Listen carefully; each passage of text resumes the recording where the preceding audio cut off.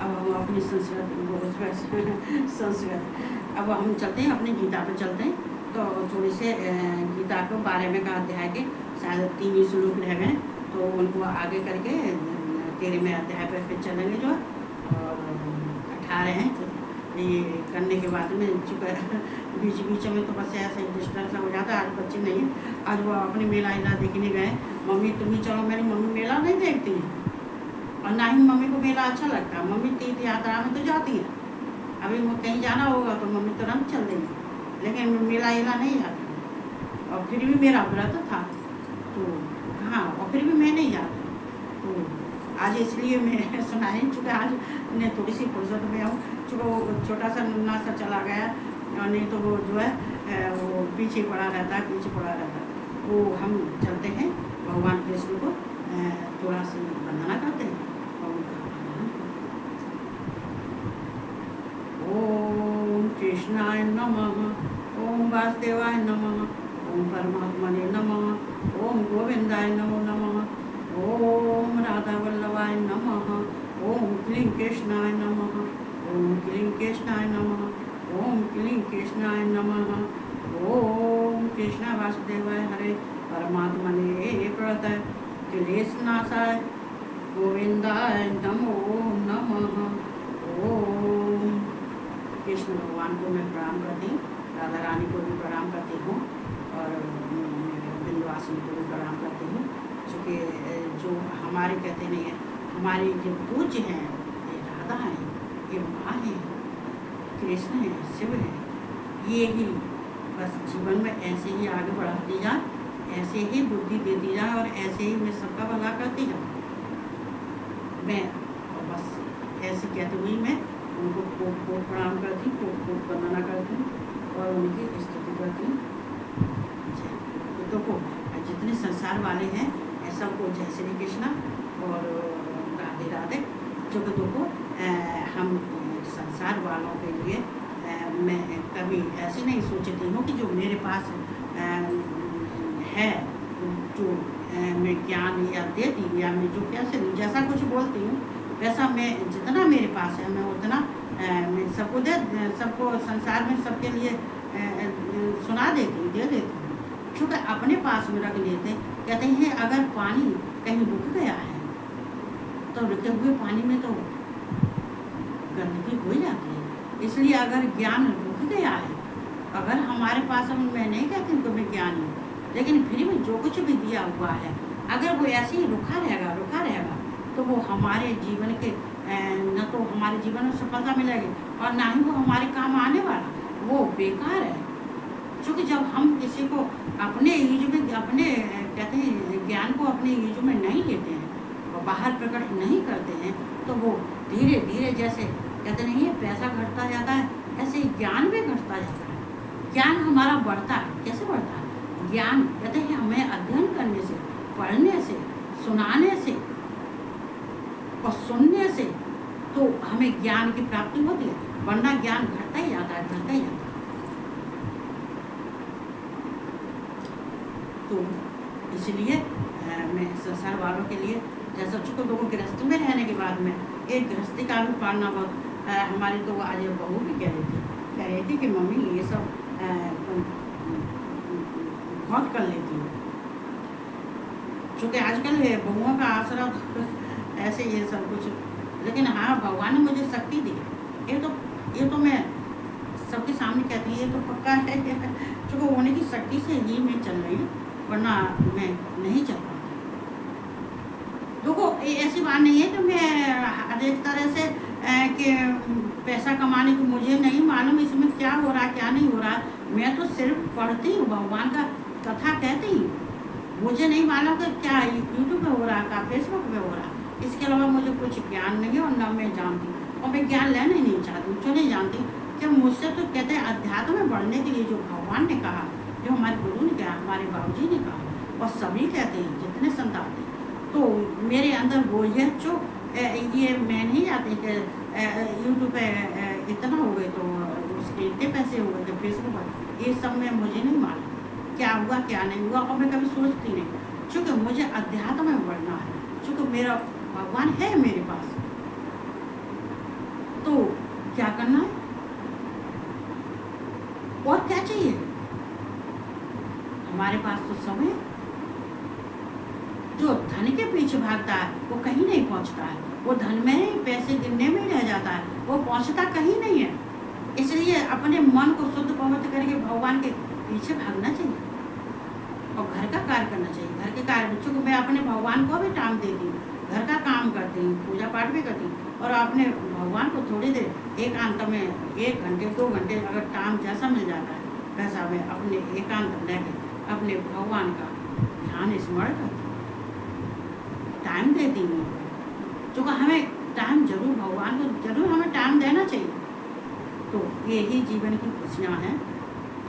तो हम चलते हैं 12वें अध्याय के, हम थे 19वें श्लोक पर थे, चलते हैं। तुल्य निंदास्तो मौनी संतुष्टो येन कंचित अनिकेत है स्थिर मतर भक्त मान में प्रियो न रह। तो यहाँ पे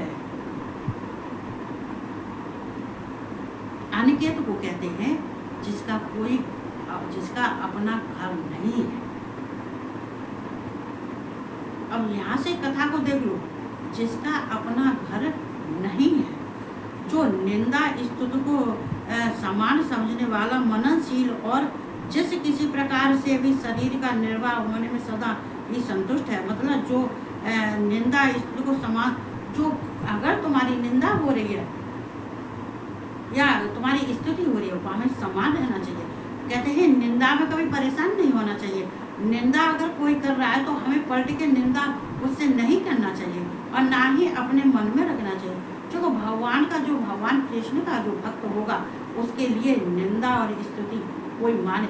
हमसे अगर कोई कहे तारीफ करे तो मुझे अच्छी नहीं लगती है। क्योंकि एक बार हमारे घर संत थे, पहुँचे हुए संत थे, कह रहे थे, कहते कि बेटा तू जो जैसी है वैसी सबको मालूम है, मुझे भी मालूम है, सबे मालूम, बस तू अगर तेरी कोई बढ़ाई करे और तेरी तारीफ करे तो तू ज़्यादा खुश मत होना, और तू एक बार खुश ना होगे तो दुखी हो जाना, बल्कि खुश मत होना।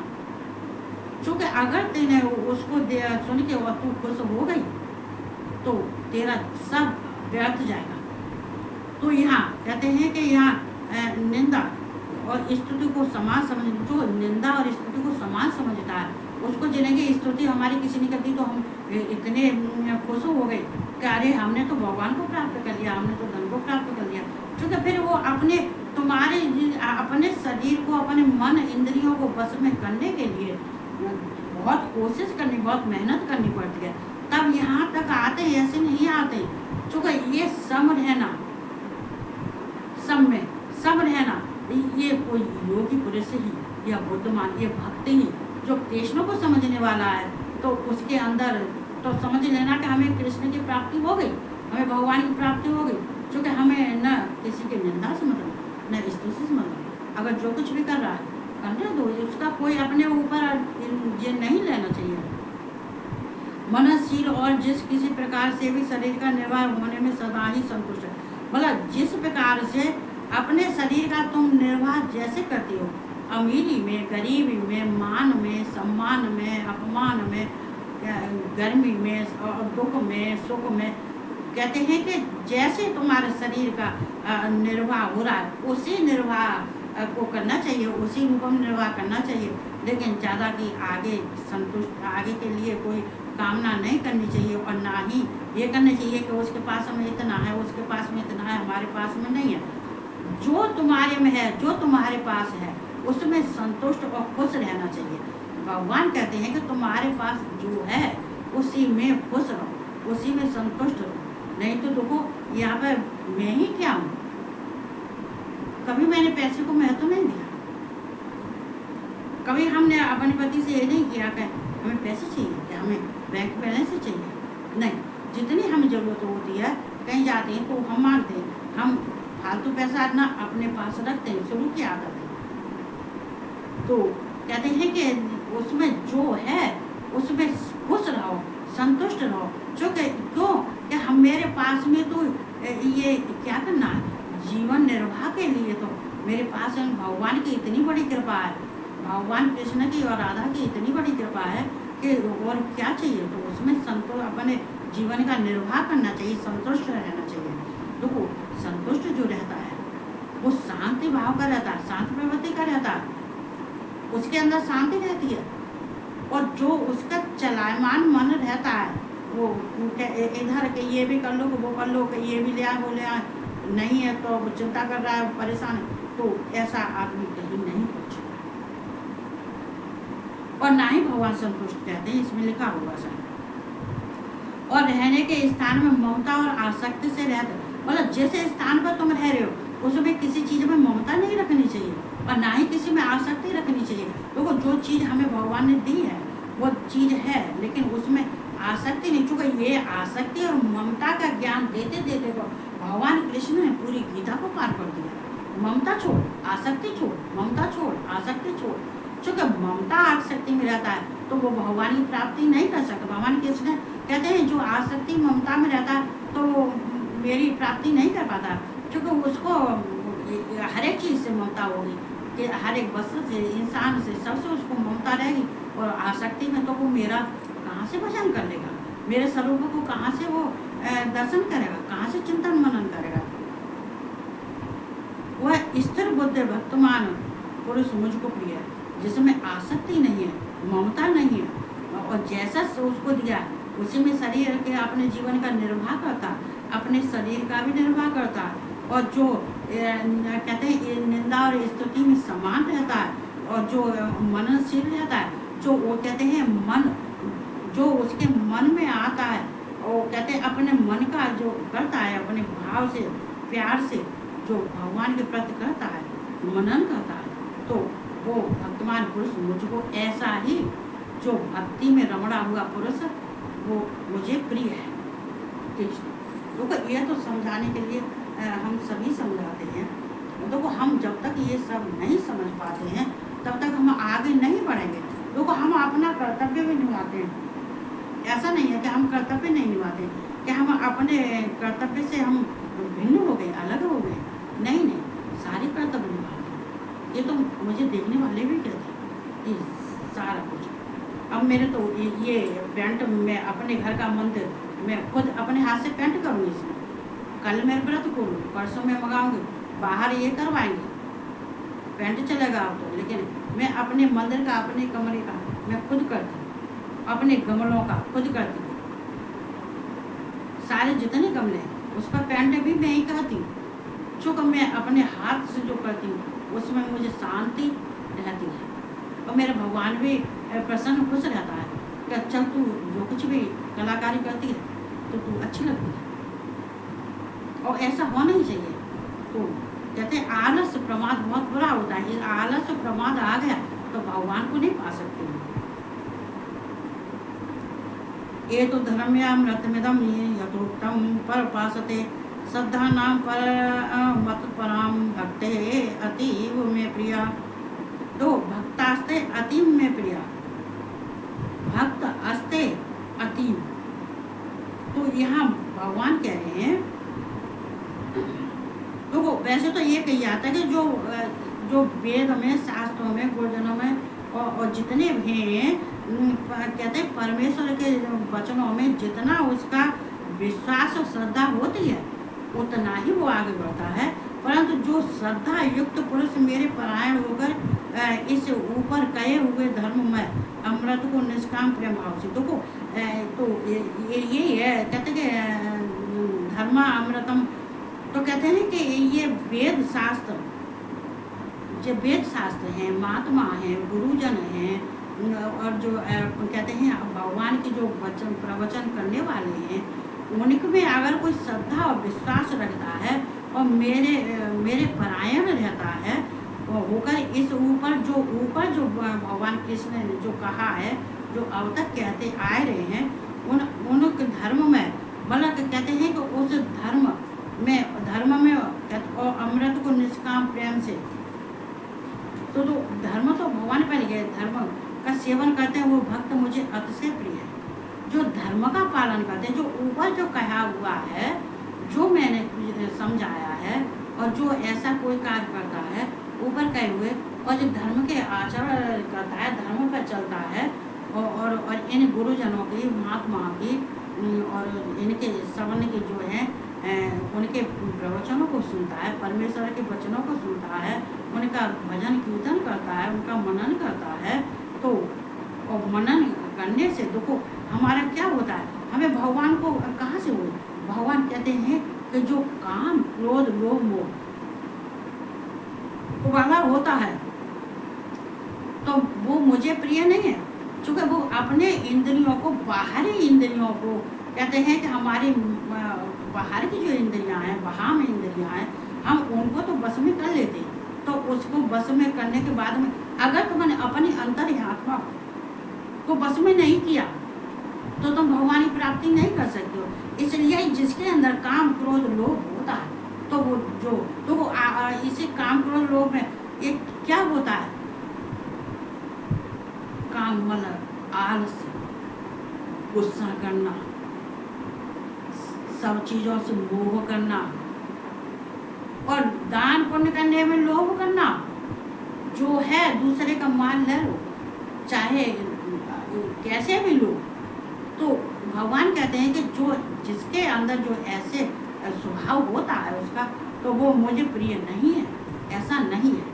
जो हमें भगवान का मनन करना चाहिए, हमें भगवान का जब हम मनन करते हैं, जब हम भगवान की सेवा करते हैं तो भगवान खुश होते हैं। भगवान कहते हैं कि मेरे भजन कीर्तन और जो मेरे स्वरूप का दर्शन करता है, जो स्वरूप का मेरे ऐश्वर्य का, मेरे शक्तिमान का, शक्तिशाली, जो मेरे वैभव का, इसका और मेरे गुणों का जो इनके गुणगान करता है, जो सबसे कहता है, सुनता है और उसका मेरी तरफ ध्यान है और मैं मुझे ही भजता है और किसी गाँव में अलग नहीं पड़ता, कहते मुझसे अगर भिन्न नहीं है तो मुझे अनन्य प्रेम करता है, अनन्य भांत भांत से प्रेम करता है, तो वो ऐसा ही भक्त मुझे प्रिय है।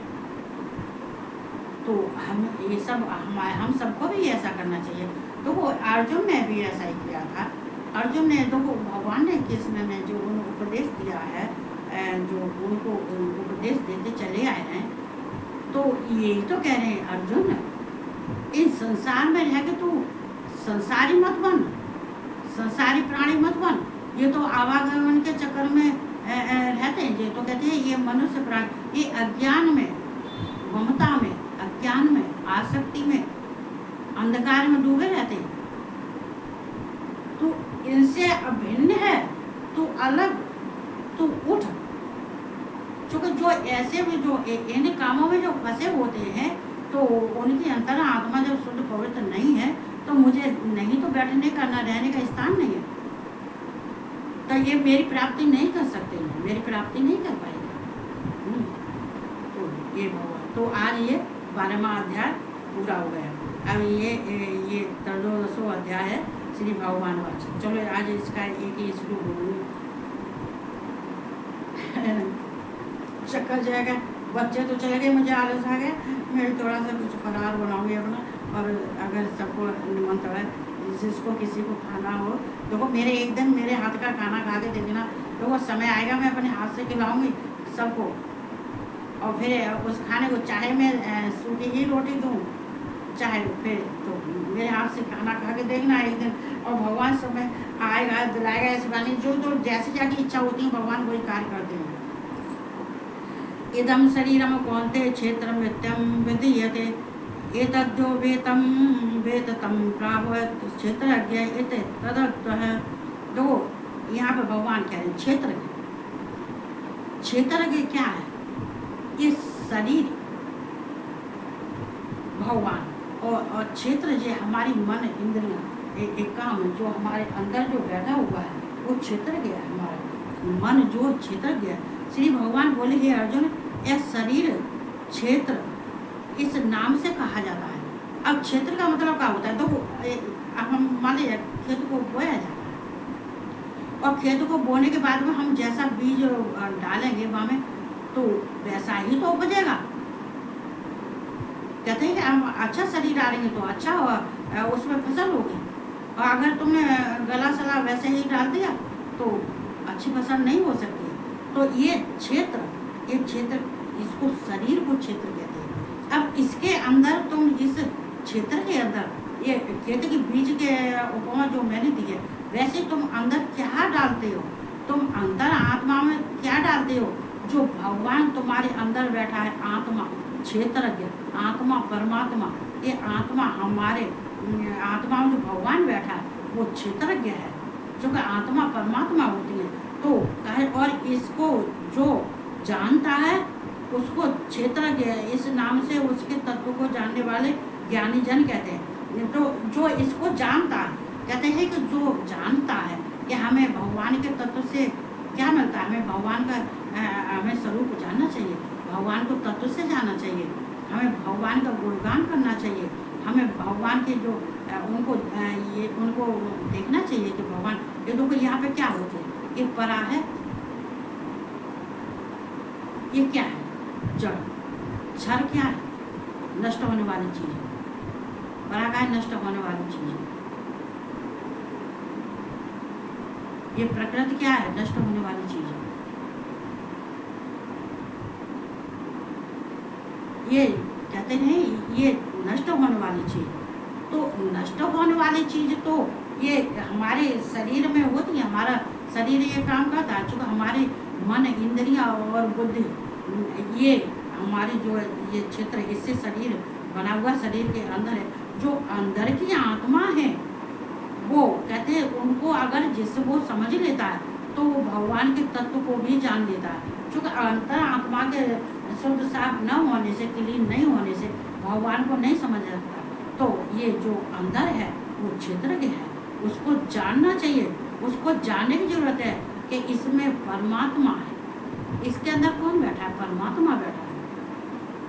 तो उसको क्षेत्रज्ञ इस नाम से उनके तत्व को जानने वाले ज्ञानी जन कहते हैं। तो वो ही ज्ञानी जन कहते हैं जो उनके तत्व को जानते हैं, जो भगवान कृष्ण को तत्व से जानते हैं कि भगवान कृष्ण क्या है, एक लीलामय है, भगवान क्या है, कभी नष्ट होने वाले चीज वस्तु नहीं है, जो कि कहते हैं कि क्षर जो नष्ट हो जाती है, जो परा नष्ट हो जाती है। कहते हैं हमारे अंदर जैसे आकाश में सब चीज व्याप्त रहती है, तो ऐसे ही क्षेत्रज्ञ, तो इसको तत्व से जानना चाहिए। और भगवान को तत्व से जानने के बाद में हम अपने मन को तभी क्लीन कर पाएंगे जब हम भगवान को जानेंगे, भगवान के तत्व को जानेंगे, उनके प्रभाव को जानेंगे, उनके गुण को जानेंगे, उनके ऐश्वर्य को जानेंगे, उनके कहते हैं कि भगवान शक्तिमान है, शक्तिशाली है। तो इसको कौन जानता है, जो जान जाता है वो ही जानने वाला ही ज्ञान, उसी को ज्ञानी कहते हैं, जो इसके विषय में जानता है। तो इसी को कहते हुए मैं यहाँ पे मैं विराम दूंगी, चूँकि मेरे देवर भी बैठे हुए हैं और मेरे पति महाराज भी बैठे हुए हैं, बच्चे तो चले गए। तो देखो हमें क्या करना चाहिए, हमें देखो ये हम गृहस्थी में रहते हैं, बेशक हम गृहस्थी में रहते हैं, सारा कार्य मैं खुद करती हूँ, मुझे नहीं किसी का कार्य कर, तो मुझे किसी के हाथ का कुछ अच्छा नहीं लगता, नहीं मैं किसी पर करवाती हूँ।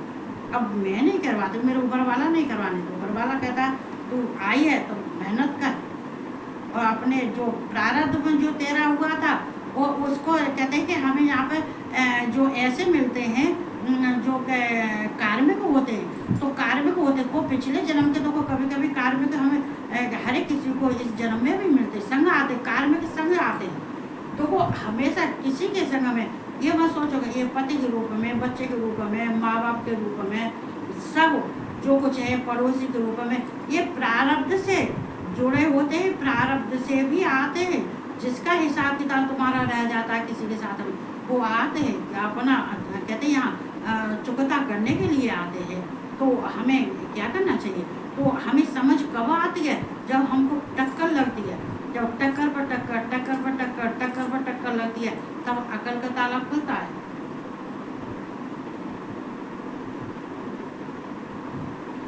तब अकल का ताला खुलता है, तब हमको ज्ञान होता है कि कौन कार्मिक है और कौन हमारा हितैषी है, कौन कैसा है। फिर भगवान कहते हैं, जब भगवान बिल्कुल तोड़ देते हैं, भगवान भी फिर साथ में तोड़ते हैं, कहते हैं कि नहीं इसको तोड़ा जाएगा, तो ये समझेगा नहीं कि हम क्या हैं, क्या करना चाहिए, तभी लान पे आएगा। कहते हैं माँ बाप अपने बच्चे को मारते हैं, जब बच्चा गलती करता है तो क्यों मारते हैं, इसलिए मारते हैं कि ये इससे गलती हुई है, अगर हम इसके 2 चांटे मार देंगे तो इसका कुछ नहीं बिगड़ेगा, कम से कम ये अपनी गलती को महसूस तो करेगा।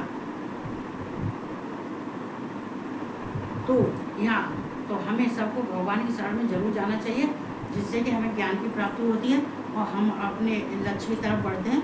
और जब हम अपने लक्ष्य की तरफ बढ़ते हैं तो हमारे भगवान भी खुश होते हैं, हमारे सारे देवता देवी देवता खुश होते हैं, जो पीछे बैठे हैं ये भी खुश होते हैं। जब खुश रहा होगा कि ना हो इनकी तो मुझे नहीं मालूम जो है, तो लेकिन फिर भी बस ये ऐसा कहते हुए अपने में वाणी को विराम दे रहे हैं। तो सबको जो है मैं सब अच्छे से रहो, प्यार से रहो, और आज माता रानी की जरूर सुमरण करना, ध्यान करना, मनन करना। ये कहते हुए मैं सबसे राधे राधे, जय श्री कृष्णा और गुड नाइट।